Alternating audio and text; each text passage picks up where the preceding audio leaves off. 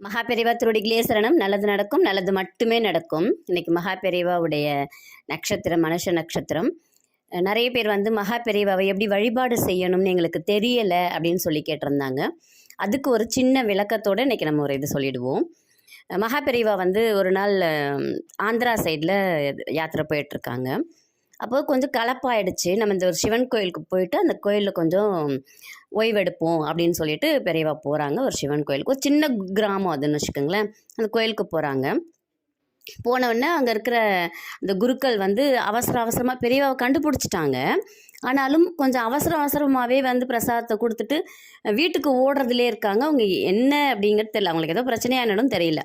இன்னும் பெரியவாவை பார்த்துட்டு பிரசாதம்லாம் கொடுத்துட்டு பெரியவா உள்ளே இருக்காங்களா இல்லையா எதையும் பார்க்கல. அவர் பாடு வெளில போகிறார், அவர் பாடு பூட்டிக்கிட்டு அவர் பாடு வெளில போயிட்டார். வெளில போனவர் அங்கே இருக்கிற மக்கள் எல்லாருக்கிட்டேயும் பெரியவா வந்திருக்காங்க பெத்த தேவடு உச்சாருன்னு எல்லாருக்கிட்டையும் போய் சொல்லிகிட்டு இருக்காங்களாம். எல்லாரும் வந்து படம் மாதிரி திரண்டுட்டாங்க. ஆனால் இவர் வந்து கோயிலை பூட்டிட்டு போயிட்டார்.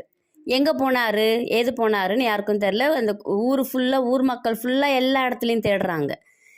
அவங்க எப்படி இருந்தாலும் ஏதாவது ஒரு கோயிலில் இருப்பாங்க, இல்லைன்னா ஒரு பாழடைஞ்ச மண்டபத்தில் தான் இருப்பாங்க, வேறு எங்கேயும் போக மாட்டாங்கன்னு சொல்லிட்டு. அதுவே சின்ன கிராமம்தான். எல்லா மக்களும் தேடுறாங்க, எங்கேயும் கிடைக்கல. ஒரே சத்தமாக இருக்குது ஊரே. பெரியவா கொஞ்சம் நேரம் ஓய்வு எடுத்துட்டு திடீர்னு சத்தம் அதிகமாகவே என்ன சத்தம் அப்படின்னு சொல்லி கேட்குறாங்க. பெரியவா எல்லாரும் கோயிலுக்கு வெளியில் உங்களை பார்க்கணுன்னு நிற்கிறாங்க அப்படின்னு சொல்கிறாங்க.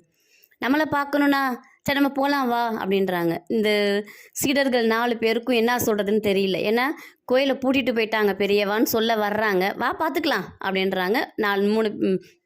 4 சீடர்கள் பெரியவா 5 பேருமா போகிறாங்க. வெளியில் போனால் கோயில் பூட்டியிருக்கு. நம்மளை வச்சு அதான் அவ்வளோ அவசரமாக ஓடும்போதே நினச்சா பூட்டிட்டு போயிட்டார் அவர் அப்படின்னு சொல்லிட்டு பெரியவா சொல்லிட்டு சிரிக்கிறாங்க. கூட சீடர்களும் சிரிக்கிறாங்க. என்ன சொல்கிறதுன்னு தெரியல, யாரை போய் கேட்குறதுன்னு தெரியல. ஏன்னா அப்போல்லாம் கிடையாது இல்லைங்களா, ஃபோனெல்லாம். யார்கிட்ட போய் கேட்குறது என்னன்றதும் தெரியல.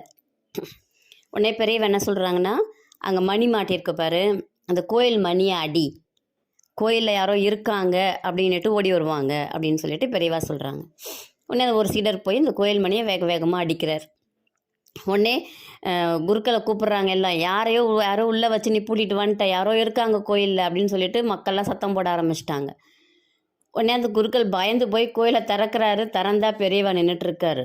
அப்படியே சாஷ்டாங்கமாக காலில் விழுந்துட்டார். பெரியவா நான் பார்க்கல, நான் உங்களுக்கு பிரசாதம் கொடுத்துட்டு எல்லாத்தையும் பூட்டிட்டு வரத்துக்குள்ளே நீங்கள் வெளியில் போயிருப்பீங்கன்னு நினச்சிட்டேன் அப்படின்னு சொல்லிட்டு சொல்கிறாரு.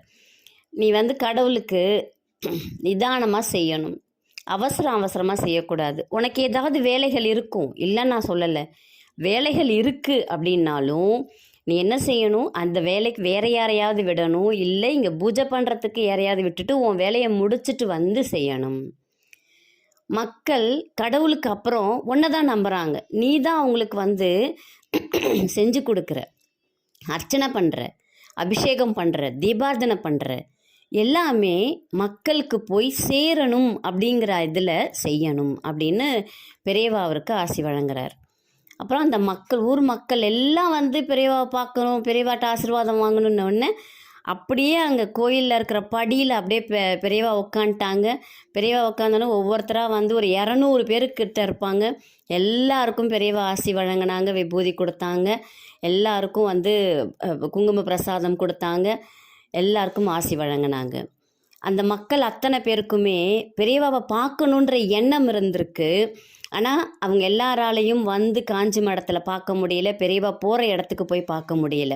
ஆனால் அவங்களுடைய எண்ண அலைகள் பெரியவாவை அந்த ஊரில் 2 நாள் தங்க வச்சு அவங்கவுங்க சொந்தக்காரவங்க எல்லாரையும் வர வச்சு மக்கள் வந்து பெரியவாவை தரிசனம் பண்ணாங்க. அதை தான் இன்றைக்கி நம்மளும் சொல்கிறோம்.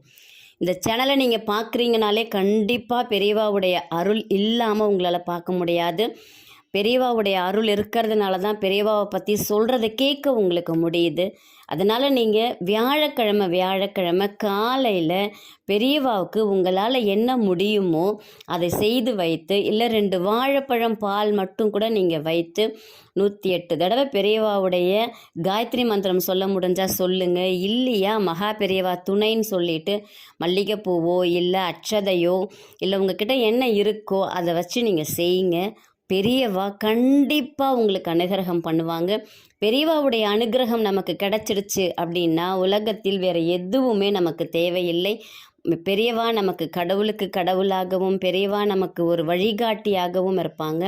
நம்பிக்கையோடு செய்யுங்க. எல்லாருமே பெரியவாவை வழிபாடு செய்யுங்கள். நம்பிக்கையோடு செய்யுங்கள், நல்லதே நடக்கும். உங்களுக்கு ஜோதிடம் பார்க்கணும், மலர் மருந்துகள் வேணும், மலர் மருந்து ஆலோசனைகள் வேணும், இல்லை மலர் மருத்துவம் கற்றுக்கணும் அப்படின்னா இதில் வரக்கூடிய எண்ணுக்கு தொடர்பு கொள்ளுங்கள். நன்றி, வணக்கம், நல்லதே நடக்கும்.